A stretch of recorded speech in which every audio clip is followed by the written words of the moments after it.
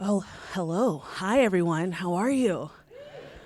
All right, so let me just let y'all know, we haven't caught up in a minute, so this is going to be a little bit of a key. Is that cool with y'all? Everybody's cool with that? Okay, great. Just want to make sure before we dive on in. So, Yola, I feel like with the name of this project, My Way, there seems to be like a BCAD type vibe. There's a pre and there's a post. So I think it would serve me best in understanding the story of My Way by kind of going back to the beginning. So yeah, we're gonna go back there. I wanna talk about Bristol, England. I wanna talk about how that place formed who you are, and I wanna know about maybe the defiant ways, the way that you felt larger than it, and then maybe the ways that it might have contained you. Let's talk about Bristol. Bristol. Has anyone in this room ever talked to anyone or been to Bristol, England? Okay, so did everybody hear that person say, "Oh yeah," in a kind of ominous way? The reason I ask this is because it's always useful to have more than one point of view on a place. The way that person said, "Oh yeah," was because and we can curse and do all the things, right? We're free here. Cool. Because they're all fuckheads. You've never seen so many drugs consumed in all of your life in the name of hedonism, in the name of free love and sex parties and weed and all the other things that are harder, and walking down the street with a full pint of cider at midday. And not American cider like alcohol free. I'm talking about the sweeter it is, the stronger it is. Like fortified wine strength, only a pint of it. And completely just acceptable, socially acceptable to have every single day after work, because where do you meet your friends? The pub. And so like there's this big kind of like sense of hedonism, and we at one time had the highest percentage of people who claimed PRS royalties, ASCAP, BMI in American. And so it had a lot of writers and band members, like session players out of Bristol. So that was kind of like, that was to set the scene, that's the environment. And lots of dub music, drum and bass music, trip hop, obviously, most famously, Portishead, Massive Attack. I kind of did like a summer camp in Massive Attack amount of time, just the summer. Yeah, like, I feel like that it was very useful in that people there are real hardcore record collectors. So you could talk to somebody about Sister Rosetta Tharpe and know exactly who you're talking about, and like they've found some rare thing. You can talk to people about some kind of off-piste dance music thing from Finland and they'll know exactly what you're talking about. It's like got lots of music nerds, and they're really kind of, weird about how they represent that kind of music nerddom. When you're doing like a full tour of the UK, you go to Bristol and they'll ask you to like, you do your signing and it's all like, oh yeah, just there, wherever you like. And you go to Bristol and they're like, oh, could you do it at like a 45-degree angle just on this little bit? And yeah.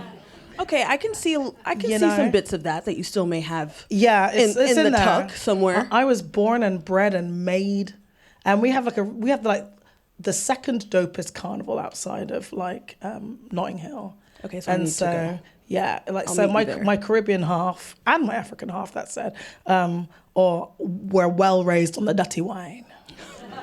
The duttiest. The duttiest of wines. The duttiest of wines. So in a conversation that we had, which we'll get to later, we talked about how you kind of found refuge amidst all of what you're talking about, all of like the nerdism, the hedonism. You also found home in neo soul. Yes. You found home in Jill Scott, Angie Stone, India Arie, and they were these women who existed in their fullness, and that I think that was probably in contrast to what you were experiencing. Yeah. Just a little contrast. So tell me about why you gravitated towards this burgeoning scene that was happening miles and miles away. were you searching for that? Did it find you? And then how did you find it in a place that is the stark contrast and the stark difference? So it's like the 90s. I suppose early noughties, but 90s really. And I'm in a little English village outside of a not desperately massive English city in the southwest of England. Cider country, pirate country.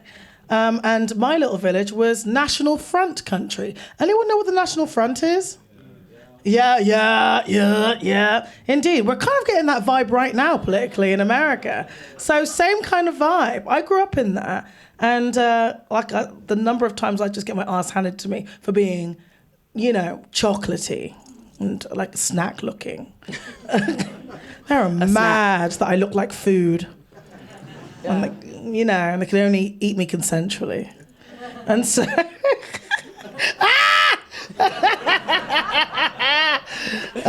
that came from someplace. Yeah. We'll go there later. Okay. So, it was beef, and it was beef because bitches were basic, and I knew that.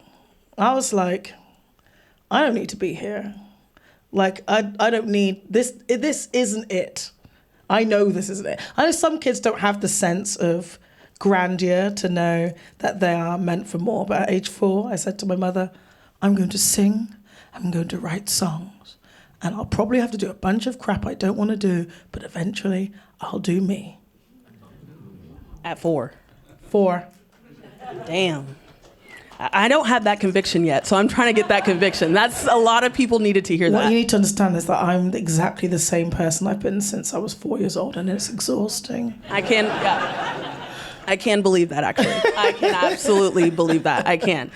So bring me to this broken beat genre. Bring me to Bugs in the Attic. I want to know what got you there. And I also think it's important to introduce that to us in the context of what you were talking about, and how even what you were talking about in Bristol. It's like the nerds. It's like they're gonna get the references. So tell me about why you gravitated towards that, and maybe how your work with Bugs in the Attic informed your ear as a producer, as an engineer, as a conductor, a practicer, facilitator of music. Well, so if you're acquainted with trip hop, you'll know it's minimalist. You might have noticed my productions are maximalist. In my taste, what, you want more? Yeah, more layers. Yeah, let's do a whole live, I said, sneakily, I don't know if I'm right to call you out there, Shaunius Douglasius, my co-writer, co-producer extraordinaire of delightfulness. I'd be like, hey, let's do a live session. I know this sounds full already, but screw it. He's like, sure, right?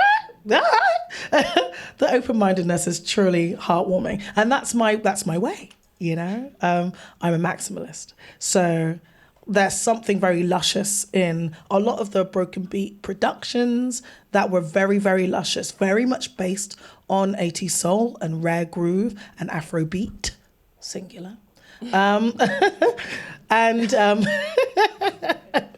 Thank you for that. I know, sometimes you've got to just let people know that there is a difference.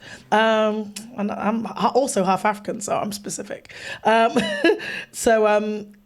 was something very, and there are almost so many influences in what was broken beat that it makes more sense to listen to it and understand its kind of breadth. But it was like, its main root was jazz. And so it was like jazz dance music with all of those other things. And like I got into it at For Hero did a collaboration with Jill Scott and with Ursula Rucker. And like I was already into Jill Scott, like someone put me onto them when they were trying to smash. And we've talked about that. Yeah, I told you the story. I'm not going to tell them the story. You sure did. Yeah. You sure you don't want to tell them that story? I should tell them the story. It's a good story. It's up, girl. What? Everyone needs to know how you got put on a Jill Scott. They do, girl. You see, I tell her too much. So I lost my V card to Long Walk. It's beautiful. Like it's really beautiful. He really tried because, like, I took my time because a lot of bitches were basic, but this was fine 6'3" black man, and I was not going to say no. And it was time. I'd finally found the person who was the right person to do the job. And we were raving in like some drum and bass rave in Bristol. And I was like, maybe now. Maybe now's the time. Yeah, now. You. Joanna, you want to do the deed? Go on. He goes, if I do, there's a record that's come out that you're gonna love. Oh, hold up. Okay, I'm going home. You live down the road. I'm gonna do a whole thing. Anyway, candles, all 9 yards, long walk on repeat. Anyway, that's a good so that man. was what a wonderful design. Anyway, And I mean, so, you kept Jill Scott and left him. So Yeah, you got yeah. you got a very, very beautiful gift. One that's going did. to last a lifetime. Exactly. Like a non-tragic V-card loss. And Jill Scott, which still influences me today. And so, thanks, bro. I know. We love him. Okay, so And sorry.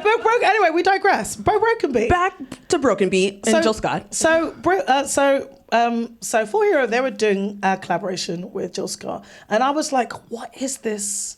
What are these chords? What is this deeply rooted music?" And so I started looking into it, and I found out about Bugs in the Attic, and I was like, "Oh, and they're looking for singers right now. I'm going to audition." So I auditioned. I was in university in London doing a French degree with a minor in German, and Come on, Polyglot. Come on. I was trying to be like, I'm gonna just do music, and this is just gonna buy me time until I get picked up by a band. Then I'm gonna drop the fuck out. And so I got a call back, and I was like, yes. And they were like, almost like, you're in, but like it was like they were dealing with some things. It transpired like they had a lot of cooks in that situation. It was like a collective. So I wound up becoming homeless in the interim. Because I just had a friend that needed to go to hospital, and I couldn't keep up the rent, and I fell behind, and then they kept my deposit, and then I was living in a freaking cardboard box in Hoxton Square, London, East London. But when I got off the street, I got the job. Yay! Yay! Woo! And then, went on tour, all that kind of business. And that was like at the same time, I was working for a production company doing sample replays. So like, someone will virtually model a studio, and then I will phonetically code a singer and then do like a faithful reproduction of that sound and every random little vocal squeak that kind of might happen in a recording, all the weird things that happen.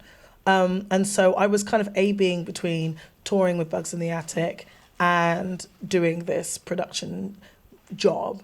And so I feel like in both situations, I was being asked to kind of vocally fit into some molds. And like one of Bugs's influences was Parliament Funkadelic.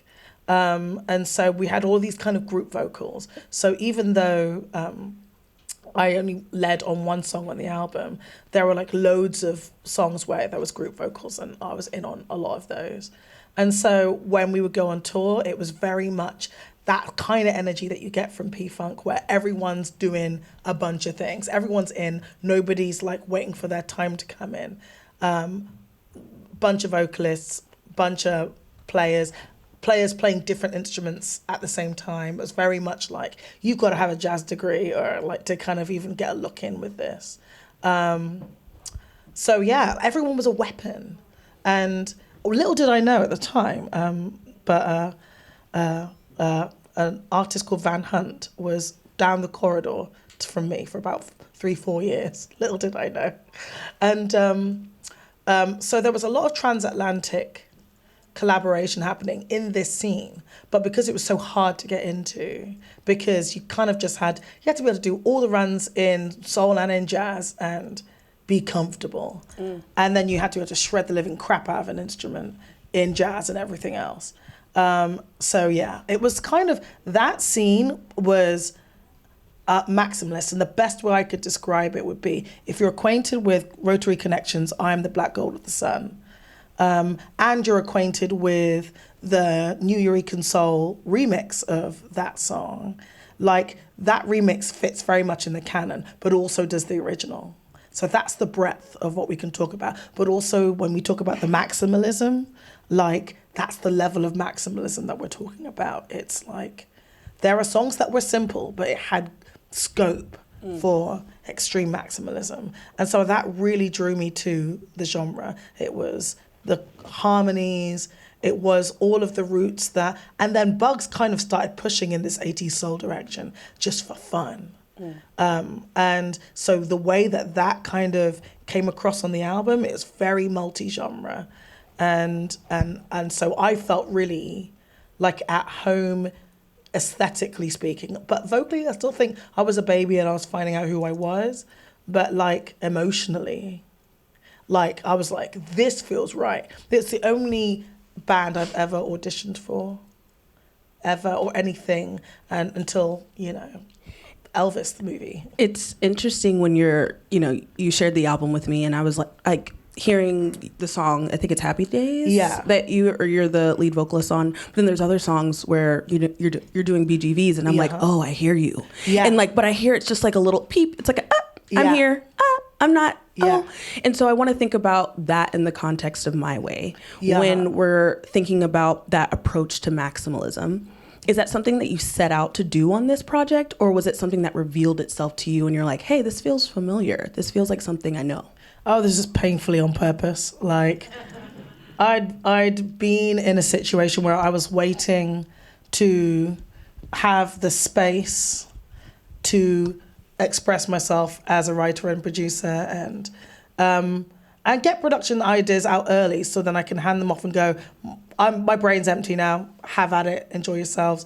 So, like, because like I love collaborating, but I also love purging some of my ideas out of my brain so they don't drive me insane. And so I'm trying to do both. I'm trying to go, there you go. That's all I've got. Yeah. Have at it. And I normally do that and I throw it at Sean. And then like Sean throws it at Zach. And then like, that's the dream team. That's what we did for Future Enemies. And sometimes I bring in what I call starter writers. So like friends that I knew had been involved in records but hadn't been credited. And more often than not, writers of colour. And I would be like, okay, so it's time you did the thing and you get like a cut and it's a thing because you're a badass. So go get your thing. And also it helped me because, you know, I play guitar, but like a lot of these are kind of keys rooted and I don't play keys.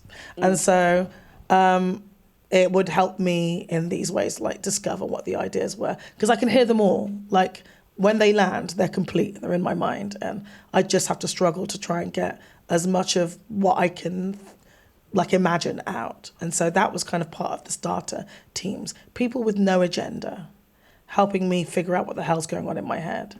And then hopefully when I meet my main writing team, they also don't have an agenda. And I was really lucky to meet Sean and Zach, and for them to not have an agenda and to not exact any kind of power difference over me to a point where I don't have agency anymore or authenticity anymore, or I'm fighting for it if I do get it.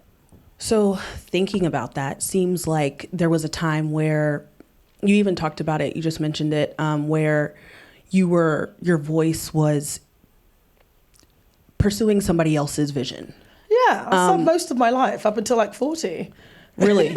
Yeah, so all of it. I think in the conversation where we met in 2021. Yeah. I think it was a Zoom interview. Yeah. And you were in Nashville. Mm-hmm. And you were like, I'm getting out of here. And I was like, hell yeah. And then like a couple of months later, you were like, I got out of here and I'm moving to New York. I want to talk about that moment when you were talking to me, because I received a message very clearly where it was like, I have to choose differently. Yeah. I want to know about that moment in Nashville and why you decided to come out here. Well, it was more like, so I didn't get out as quickly, but I definitely started visiting in ways that were like, I'm kind of camping out in friends' houses type thing. So I wasn't like here until late 23. Mm-hmm. Yeah. But like, I still was like, I need to live between both because mostly like touring. I don't know if anyone knows about tour buses, but like if you want to refit or you want any kind of, there's only one place you're going to get that done. That's Nashville. Like when you want to operate your tour out there. So I kind of committed myself to living between Nashville and New York, and mostly for touring purposes, and potentially writing purposes. But then I ended up going to LA to write. But what drew me out to New York was we were playing in 22 Webster Hall, and sold out pretty quickly, and rolled into the place. And I was like, my tour manager, Katrina, I always name check her even though she hates it, just because I love that she hates it. It makes me laugh. Because she's the best, and she has to be told about that publicly.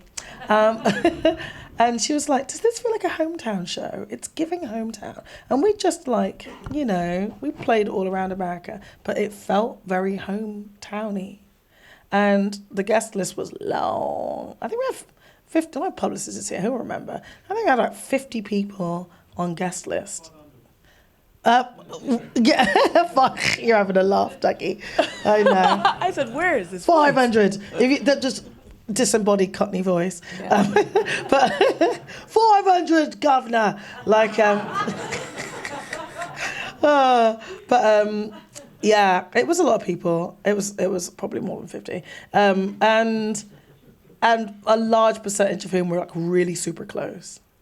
And I was like, wow, I've got a lot of inner circle here. And not the kind of inner circle that you just spend time with, you just drink booze and go on holidays or whatever. I'm talking like people that make you feel seen. And, if you're plus and you're dark, people don't realize that plus is an intersection. Plus is a big intersection. And it's a genre of disrespect that people only notice when they lose weight. I think they only really notice when they lose weight. They're like, oh, wow, so now you're setting me up with your people. Fuck you and the horse you rode in on. Yeah. Because really, I'm big fine, I'm medium fine. I hope I don't never get to skinny fine, because ain't nobody want to have no ass. I'd just kill myself. I'd literally big commit fine, suicide. medium fine only. Yeah, exactly. Right. Thanks, but just so everyone's clear. Please, no skinny fine, because I will kill myself. Don't call the jackets. That's not a declaration. Yeah, this place, it gave that energy. And I remember just coming out, even like the year later. I think I did Thanksgiving with Emily King or something, and upstate, and I came and I was just like hanging out with a bunch of friends. I was just like, this place keeps treating me a certain kind of way. I was at Balthazar, and one of the freaking servers was like, I've got a Yola tattoo. I'm like, you've got a what? And I was just like, this city, it just doesn't stop. 75% of my friends are in roughly this area, That's upstate. special. Yeah, Jersey, or just roughly around Manhattan. And I was like, I've been to 47 of the 50 states. And every time I was like, you're dope, where do you live? It'll be the same ass catchment, the same ass place here. So after a while, I just had to stop pretending that this wasn't home, because it treated me like home. It gave me guest list like home. Every time I went to a restaurant, people were like, we love you! Ah! It's home. Yeah, it was just kept doing it. And Nashville gave me home. Definitely Nashville radio gave me home. The institutions of Nashville gave me home in a big way. Even though the I don't know how to, there's two mayors. There's one that's kind of like a hardcore guy, and there's just a mellow mayor. And the mellow mayor, John, he was really sweet and dope. And even he'd help with all sorts of things. There were people that would help with my visas, and I think even Chris Stapleton wrote me a letter once just to hasten my visa kind of thing. Just loads of dope things from just the kind of the structure. And so it definitely gave elements of home. But this is one thing that's a balance and a truth of my life. And that is, at some point, you're going to get outbid. You're going to get outdone. And so if you give me a sense of home, that's nice and medium and lovely. And granted, the radio went hard. They were really about it. So excluding radio. They went hard. And some of the kind of infrastructures, they went pretty freaking hard. But like the rest, but largely speaking, it gave me a gentle sense of home. Whereas New York was aggressive. You're home. With its sense of home. It was like, this is your home, bro! I hope no one said that to you as you got out of your cab into your New York apartment. Okay, cool. Just had to make sure. Yeah, it gave that energy though, just like, it just exudes kind of aggressive, this is your home, we love you, there's nothing you can do about it. And I love that sense of like, you know, really aggressive choosing.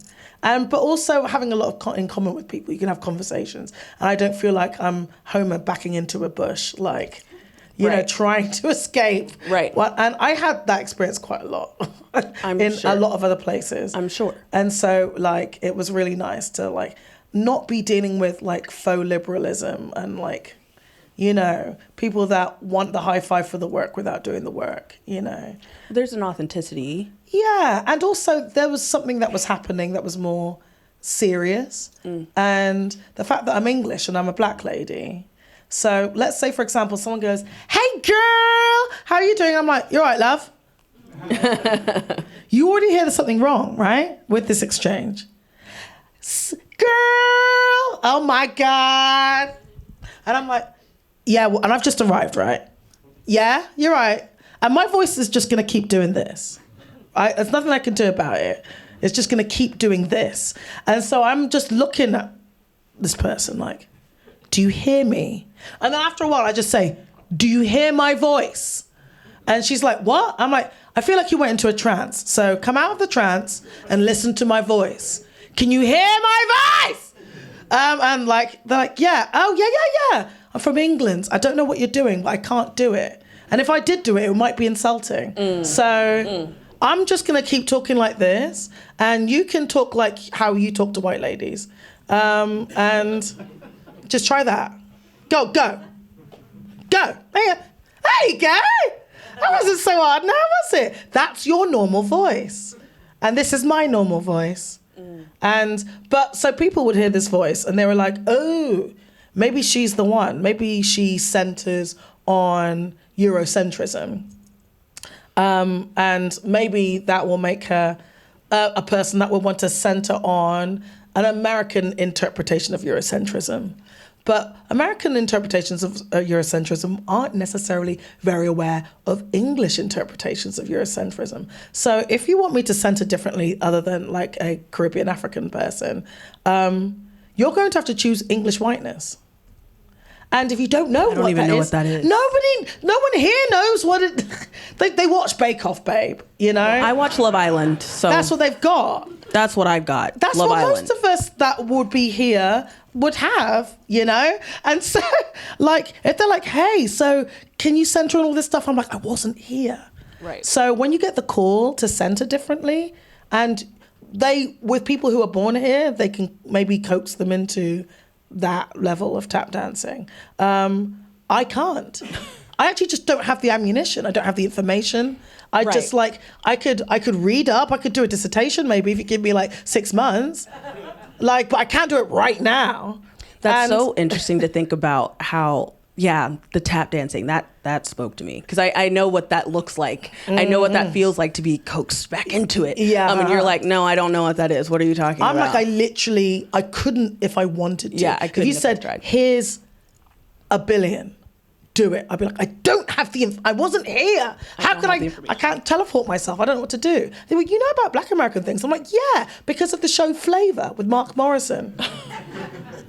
Yeah, you know it? Yeah, okay. So, Flavor! I don't. It was a show, and I had to do it in his like textbook's nasal style. No, Flavor! That's how it went. That was like the I have little no idea tag. what that is. It was like a show, and it would like... About America? Yeah, and it was like, so, you know when Far Side dropped, right? I had to do it. I'm trying. No. Anyway. I'm lost. And so it dropped like a day later on Flavor. Okay. So we would be like, so Buster drops, we get it some days later, but we get it. Right. And so it was like a specialist show. You did mention this to me, and I did do the research, and I was like, "What am I seeing here?" Okay, great. And so like it was, so that was like a thing that would feed into our consciousness. There was like a big appetite for hip hop and Nirvana. They were like, so that's what you knew about us. Yeah. Oh, yeah. right. You know, right. And I knew like some classic country because of the record collectors, classic soul music, classic blues, all the kind of record collectors in my town would do all the classic stuff. But there's a chapter about us that there's so much that isn't there. Right. And so you can't make me do this thing. So I want to talk about, you said something that I really loved about an aggressive choice. I think what you're talking about, New York being home, it seems like it was the perfect place for you to choose to do things your way. Exactly that. What does my way mean to you? It means, so my way is always collaborative and it's fun. Wow, that was simple. Yeah. And it wasn't like that before. Like go back to Walk Through Fire. Go back through Stanford. Like what was even that before that? So I call it skin suiting, and it's a term I'm coining right now, and it means that somebody wants to. We've all seen Get Out, right? Or we know the premise. They want to climb inside this skin and they want to walk it around their dreams. Yeah. And whilst I'm in the upside down. Right. And so that was a big part of the entirety. So how did I get here? I don't know if you've noticed that like a lot of English people that come over here are trust fund kids because it's expensive to debut on a different continent and to get a launch and to do networking or anything on a different continent. And so I wrote pop songs and I charted. And then I made some money and that's how I got here. Chart and writer. And so, other ones I worked in the production team. Other ones I did like Duke Dumont. There was a song called Won't Look Back. And I did the lead on that. And even just the neighboring rights alone on that, the PPL, was fucking fire. And so like, I saw Monet and I decided to become my own rich daddy, which I've said before, and fund my launch here instead of, I don't know, buying a house or something logical. I was like, I don't want to live in a grey place where my skin sees the sun and goes, you're nothing. Possessed. Yeah, like English sun ain't got it. And so I had to leave. And the second I got here, all my arthritis disappeared. I swear to God. We're happy that you're here. Yeah, just for that reason alone. Yeah. But it was very much like New York was the place where I could talk to people who understood my value. That was actually it. We weren't even collaborating. It was just people who would talk to me, and the way they looked at me wasn't fat friend. It wasn't, bottom rung of the ladder kind of thing, because it wasn't a Eurocentric environment that I was stepping into. And that meant something. When I go to white weddings, Danny DeVito hits on me. When I go to black weddings, Terry Crews hits on me. These are the rules as a plus-size, dark-skinned black woman. I don't make them. That's just what it is. I'm telling the truth. The black people are laughing even harder because they know it's real. The nods of truth and of understanding. And so, like, even if it's just the D, like, it's a good reason to come here. I'm so happy we could give that to you. Like, I really, really am. Let's all clap for that we got that. Yeah. Thank you, New York. Thank you. Thank you, New York. Thank you, New York. Okay. Thank you for your service. So, New York, truly, New York set the bedrock, set the foundation. It really did. Like, and come on. I want to know about the choice then to work with Sean Douglas. Right? Yes. Sean is over here. When did you know that, hey, I want to do something different? What was that ants in the pants moment that was like, I gotta do this thing and I need to do it now?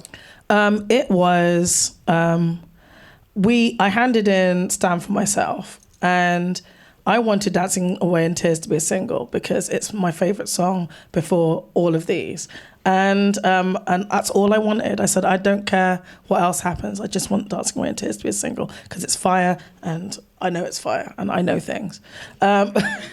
T. And it was the request was denied, and so I was like, well, looks like I'm gonna have to make this arc just a long arc myself. I had to do a lot of work to even get the songs that I wanted on that record, and so like I'd done a lot of work to kind of get everyone in a space where that was possible, and so at that point I was just like, do you know what, like the covers that I do for this cycle are going to tell the story of where I'm going, and then I'm going to go there, and by the time I get there everyone they'll be unsurprised. And so that was 21, and so when I announced, like I started hinting on IG that like it might be different. Everyone's like, duh, we know what's coming. You've been covering these songs that were a really unsubtle hint for like 3-4 years. Like, relax, bitch. So 3 years. So yeah, all that kind of, I knew at that point that was the arc, and I just had to make a slow transition. Funnily enough, I was listening to my EP on a streaming service, and it then went straight into Dancing Away in Tears after. I'm like, exactly. Because even the algorithm knows what the plan was. It was always written. It was always written. And so that's the idea, is that like if you play like Dancing Away in Tears and Temporary next to each other, you can hear that they're siblings, you know? And they were sisters. They were, but they're just like 10 years apart, you know? Well, like Dancing Away in Tears is Temporary of the 70s. Yeah. You know, and Temporary is more of an 80s interpretation of it. So I want to talk a little bit about your connection with Sean in the production for this. Yes. Is there a moment maybe in the studio where you kind of like looked at him and you're like, you were the right, like, this is good. This is feeling really, like, you're the conduit that I needed to help me tell this story that I've been working on. I would say it was minute 20. Because I had to feel comfortable enough to pay him my weird ass voice notes, didn't I, friend? And so, and your voice notes are weird, okay? All of your voice notes are weird. You don't sound normal. You don't sound cool. And so you have to know that the person sees you enough to see the idea, or is just, they've managed to get around the most weighty cognitive biases enough just to see you plainly. And I sensed that. And that was the most important feeling to me as a creative, period. Because, again, plus size is an intersection. And people don't realize how much they put the mammy paradigm on you. That whole, you're plus and dark, you're here to serve. Right. And if you're plus but skinny, not quite the same. If you are plus but light, not quite the same. There's definitely a paradigm that comes at this particular intersection that expects service. And so when someone just goes, hey, so I'm curious, what's going on in your head? Like, what's on your hard drive, or what kind of ideas you have? I'm like, and like just voice notes, like demos, whatever kind of thing. Just that curiosity, it dawned on me that no one had just looked at me plainly and been like, I'm truly just curious. Let's collaborate. Without there being an agenda. Without the need to step into my body and go, I have a dream for your body, but my life. You know? I feel like, was there a lot of that in all of my life? Right, okay. There hasn't, that was actually the first moment it hadn't happened. I don't know if I've told you this. Time one, Shawnee. Time one. Congrats, bro. You did it. Shout out to Sean one time. The one time. And you showed something, because, you know, I talk about white centering a lot, and like how if I can, it's not here. Like, I could talk to you about tweet till the cows come home. I could talk to you about English shit, but like I can't talk to you about like very niche white American shit if it didn't come to England and literally slap me around the face. And so, like, I tell this to like a lot of people in my team. I'm like, I definitely have a genre of white person that I hang out with and deeply adore. And it's just people that are just like, oh, you're a human, cool. Should we do something? That's literally it. That's all I'm looking for. That's the and you'd be prereq. surprised how hard that has been to find. But it's also, we were doing an interview together, me and Sean. He goes, it's really not that hard. I'm like, it's really not though. Like, it's really not complicated. It's not put a cape on, Sean, you did something massive. It's like, it's normal and people should be able to do this. Right. Knowingly nodding. Right. Yeah, people really everywhere. And like, I'm lucky that I found people, multiple people in my life who can do this. And that's great. So thanks for that. Yeah. Thanks for being regular. Normal. And More normalcy, please. And actually, a suitably faint round of applause because it shouldn't really be an achievement. Thanks. To be normal. Okay.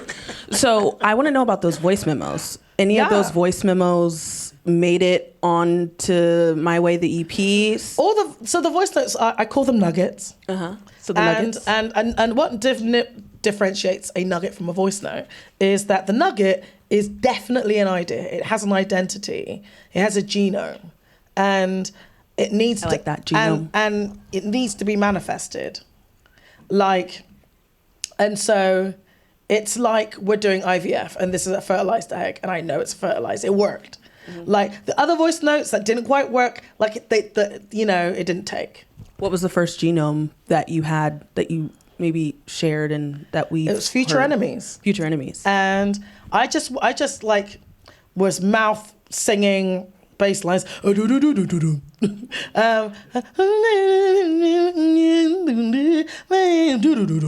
then like just mouth drumming weird beats, and it's all like in voice notes, just like I'm sorry, like I think I have an idea of something. And then we just like start putting drums together, and we kind of worked from the basement up on that one, wasn't it? It was like drums and bass line. And then I go, but I never know what the chords are. Sean, tell me what the chords are. I don't feel like I know what the chords are.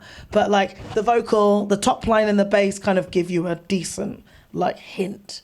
And so like the bits I don't know, I go, help me. And I think you worked basement up. On a lot of this. Yeah, right? you can really feel that the basement is very strong. Divinity rocks. Yes. The bass was crazy. Like, yes. So on that song, nasty, on Symphony, a duo of twins called Privilege were my starter team, and they actually played the original bass line on that, or they wrote the bass line. And I was like, great, this is dope. And I know exactly who to call to play this. Divinity! Welcome to the stage, Divinity! Yeah. Divinity Rocks is an icon of bass playing, if you are not already acquainted. And I hope now that we've talked about this, you'll go back to My Way, the EP, and listen to it and just listen. Like, once Listen you to know, the bass. it's the loud, it's so clear and dirty and nasty. It's amazing. Okay, now. We have a few minutes. I want to do a bit of a quick rapid fire track breakdown of My Way. Okay. Future Enemies. I want to know, tell me the story of how she came to be. Future Enemies, I was dating and I realized that it was possible to get out of dates without making a brand new enemy. And then I realized that, like, socially speaking, a lot of what I've been talking about is trying to evaporate from spaces without making a brand new enemy. Because they don't always need to be enemies, but sometimes they really do. Sometimes you need everyone that thinks that person is dope to also hate you, so that they basically cleanse themselves from your circle altogether. And like, part of that is how I got here. Somebody thought it was a clever idea to try and make everyone else not fuck with me, and they did me a massive solid because they were the worst person on earth, and they took all the other people who were dreadful with them. I'm like, this is amazing. Score. This is actually the best thing ever. But in all other situations where the person basically isn't Satan incarnate, like, it's not that serious. You don't really need to be like a big enemy. I just need to not be here. Right. And so that was really like the kind of the core of that song is the line, why don't we just not? That's a concept. Yeah. Period. I heard that. Okay, Temporary. That is my shit. Oh my God, I love Temporary so much. Tell me about Temporary. It's an ode to fuckboys, in that they do have a role to play in the romantic arc of human beings, but it's temporary. And so, like, don't get ideas above your station, sunshine. Like, No, exactly. You're only here for a short time, you're baby. here to do a good service. time, but a short time. Yeah, you're here to make sure I don't ruin my real chances with real people, with my actual functioning libido. Right. And so you distract my libido whilst my brain interacts with real dating prospects. And then when I actually get to the right point with dating prospects, you cease to exist. And thanks. Thank you. Thank you so much. That's all you really wanted. That's all I really wanted. Everybody wins. Apart from that, the kind that they really also need to fool you into believing that they're more than that, because part of their kink is you worshipping them. And so, like, there's definitely like a nod to that kind of fuckboy going like, babes, no, I know exactly. Like, good try. But it ain't gonna work. But babe, no. It ain't gonna work over here. No, I'm not that dumb. Sorry. Okay, Symphony.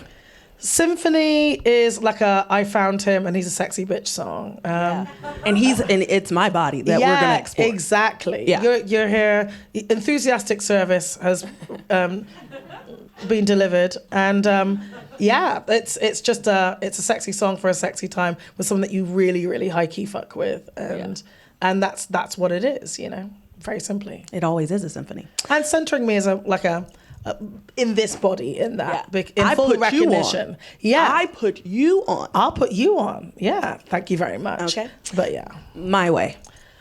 My Way is a real kind of like. Now, I haven't said this, but to anyone, and I've talked about it a decent amount already. It sounds like it's speaking backwards to somebody who was a controlling so and so. Just all the people I've worked with, bar maybe Bugs. Yeah, Bugs were great. They were just really chill and kind of high. But like everyone else, this isn't really even about you. You know, it's kind of a forewarning. It's telling a story of the past to forewarn the future. It's like, if you think that you're going to skin suit me again, people in the future, that you will be in a song and you will be in my press run. Right. So do with that what you will. Do with that what you will. Like, and a lot of people, they don't know they're doing it. They'll tell you some sweet narrative about how they met with this dream producer or dream artist or that they wanted to work with, and then they went and talked to someone else completely unrelated to them about what they wanted to do with that artist without consulting the artist. And that is like that was so much fun, what a dream situation. And I'm like, no, consent is a dream situation. And that's that. Period. Now, Ready, last but not least. This one feels like The Wiz, you know, where the Brand New Day, where they're like literally unzipping their skin and they're like in their beautiful gorgeousness. That's what Ready feels like to me. Yes, you're unzipping and then you are like deep ebony underneath and dancing. Yes, it's exactly that. It's essentially like about the Windrush generation in the UK, of which my mother was a very late part. Basically coaxed from the UK, to the UK from the Caribbean with the sunniest day of the year on video, on film, should I say. And they were like, hey, come to the UK. And then they show you like the Cotswolds on like a 28-degree day, Celsius that is, 70-something Fahrenheit. Thank you for that math, quick math. Yeah, hey, you got to help people. And they just coaxed them and on a one-way ticket, saying, "Oh, your money will the way the money transfers back will allow you to build a house when you get back home.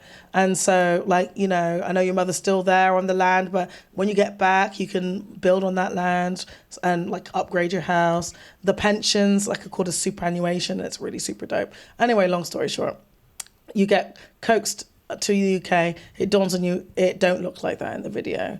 And it's cold and everybody hates you. And you came here to help. It's like post-Second World War. And some of you even fought in the war. And there's no photographic evidence of you doing the freaking heroics. And then you come back to help some more. And no one wants you to be there either. And so you used to get told, go back to where you come from. And I was born in the UK. So that was offensive. But then in hindsight, I was like, you're telling me, as I got older, certainly in my late teens, I started having realizations, and early 20s, I guess. Not even, I suppose early 20s, this is when that really started occurring to me, early mid-20s. Being told to go back to where I came from meant go back to Barbados or Ghana. You're like, yeah, I'll go I'm like, there. that's actually a really great idea. Could you do me a solid? One, send me back there. Yeah. Send me to, if you're going to get me a flight to Barbados in August. Yeah, I'm glad you laughed because you know exactly what's happening then. And therefore, you know when I want to go back to Ghana, don't you? Exactly! Black in jokes. So, yeah, I have to go in December. Take me to Ghana in December. Just buy me one way. I don't need to come back. I'm good. I'm gonna take everything. I'm gonna take my money. Like, bye. And so I realized that was actually a real benefit. And the idea of decentering, kind of Europeanness, was natural to me. That like, I'd been coaxed into thinking that was something that I was pursuing or that I wanted to pursue, but there was nothing there that I wanted to pursue. So, actually, great idea. Yeah. And whilst you're at it, leave where I'm from. That part. Hands off the land, period, point blank. Yes. And then you got a deal. Yeah. And then I'll go back. And then with all my people. With all and we of go. the things. And just see how you do. See how you do without our stuff. So that's what Ready is. Yeah. And that's how it ends. Yeah, it's like... I didn't see that part. I didn't see that part. Anyone just listening that can't see this, I'm bogling with my little fingers. Yeah. Yeah. Well, I think now we're going to get to experience some of this world of My Way. Yeah. You're going to take us through. I want to thank you all for being a part Thank you so much. of our little chat and our key as we do, you know. So get on up there. Do what you do. I'm gonna do my thing. I want to sing at you. Is that all right? Thank you. Thank you. Always the best.